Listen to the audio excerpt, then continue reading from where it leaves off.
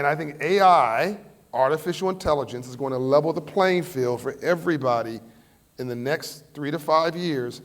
And what used to cost you $1 million with 30 employees or 10 employees at the very least, and a year to start a business, a big one, today you can do it for $50 in one person, artificial intelligence, and a lot of hustle. I mean, the cost of starting a business has just gone to the floor. AI is your accountant. AI is your attorney. AI is your researcher. AI is your analyst. AI is your co-creator. AI is your marketer. AI is your publicist. I mean, I use it 50 or 100 times a day. I'm absolutely blown away by it, and we need to not be afraid of it. We need to embrace it. But I want to pull on a couple threads. Yep. And I'm also going to call an audible in a minute. And I know we talked about it. I have plenty of questions, but I also wouldn't mind seeing if there's a question or two that the audience may have. So if you're thinking about that, get ready, because John told me that he's open for anything this evening. Whatever. But let me go back to, we were having a conversation backstage, and you have a belief of what's going to happen in 5 or 6 years as AI becomes as prominent as it does, but it's going to rob us of certain things that we take for granted today that we're going to yearn for. Just share that perspective, because I thought that was pretty provocative. Which I've never said in public, but I'll say it now. Okay, well, I can hold back if you want to keep it private. No, I'll say it now. Okay, all right. I'm too dumb to be know about low-key. I just say what's on my mind. I will tell you before I say this that the whole reason I got introduced with AI is Sam Altman, who I think is the Steve Jobs of this generation. Yeah. And Sam brought me to his office to look at a beta of something we now call ChatGPT. This was, I don't know, 4 years ago, whatever. Nobody knew this thing. He and Elon were still working together on it at that time. I think so, yep. They hate each other now. So he opened his MacBook and he showed me this thing. I know what the heck I was looking at his office in San Francisco. And he called me. He said, well, what do I do and how do I navigate this? I said, poor people, poor whites and poor blacks. We're always on the receiving end of all you tech bros from the internet. You tell us what to do, and we just, say yes, sir. I said, why don't you start with inviting people into this conversation and let them have a voice. It'll make your technology better. And he said, okay, I'll do a tour, and I'll make sure I come to underserved neighborhoods. I said, great. So then his office called me and said, he's on tour. He can't come to your neighborhood. I said, no, he will. He needs to. And I called Sam. I said, this is as dumb as rocks if you don't do this. Ignore these people who are listening to you, right? He was someplace internationally. You got to come to the hood. Do I need to translate hood? All right. So he calls me about a month later, and he says, the president has asked me to come to the White House. Can I come to your house after? Can you come to Atlanta? Sure. So he goes to Washington and ping pongs. He gave me 2 days' notice. We organized a meeting at Clark Atlanta University. All the civil rights leaders, everybody is in the room. Luckily we have this on tape. And he says, AI will probably solve cancer in 10 years. And there's a 2% chance it'll end the world. What you just say? Right?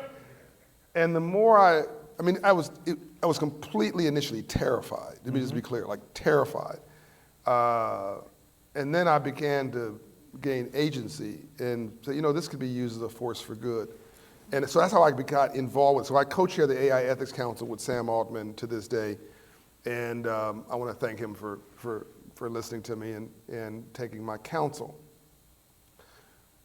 I do believe the tech bros are wrong about a lot of things, though. I think just because you think you're a genius in one area, or you may be a genius in an area, it doesn't mean you don't have a blind spot called people. I mean, a lot of these tech guys, they spend all their time behind a computer screen. They don't like people. And I don't want to name a name, but there's this one tech bro I know who spent billions on a metaverse thing. He thinks everybody wanted to be around behind some goggles like him for 24 hours a day. No, we actually like people. Do you know the whole purpose of a dating app? To meet people? To go meet the girl or the guy in person. The whole purpose of the technology is to get in person, right? So I think they're wrong about a number of things, including disruption. They've soft-showed it, and I think it's going to be not so nice for 3 years. And there's not much planning around. That's why I've launched Hope AI, just launched it 2 months ago. I think we're going to, rainbows after storms. You're going to have disruption, You're going to have job dip. And it's not going to hit, I used to think it was going to hit the poor worse. No, it's going to hit middle class. That's right. And the middle income worse. Anything can be automated, all that kind of stuff. But I'm now convinced there's going to be more jobs. This is not what he's asking me. It's another, but I'm answering another thing that he didn't ask me first. There's going to be more jobs post this than pre this. Now I want you to mark my words, and in 2028 we'll have this conversation again. 2029. You'll start seeing it in 2029. You're going to see more jobs on the back end of this than on the front end. It happened with the go from the horse and buggy to the automobile, the steam engine, all these different things were normally disruptive. But somebody's got to work on the robot, somebody's got to work on the AI. I mean, right. You're going to have a lot of job industries that we don't even know of right now. Now, I think we've been in a slow decline of humanity, of dignity, of values. People have rejected religion, and I think spirituality is on the decline. And one thing I know is sure: half of this world's depressed. Can I get an amen? Amen. See there? No survey needed. And people are lonely, and they're looking for meaning. And I think that within 3 to 5 years, as the technology starts to become everywhere, I think it's going to exacerbate the desire to have human interaction. I think we're going to return to each other. I think we're going to return to spirituality. Mark my words. The world's going to change as you know it by 2030. Like, you won't recognize. Yeah. There'll be 300 million humanoid virtual robots amongst us by 2030. I'll say that again slowly. It's going to be 300 million humanoid virtual robots, meaning you'll be on the phone and you will not be able to discern whether the thing you're talking to is not human.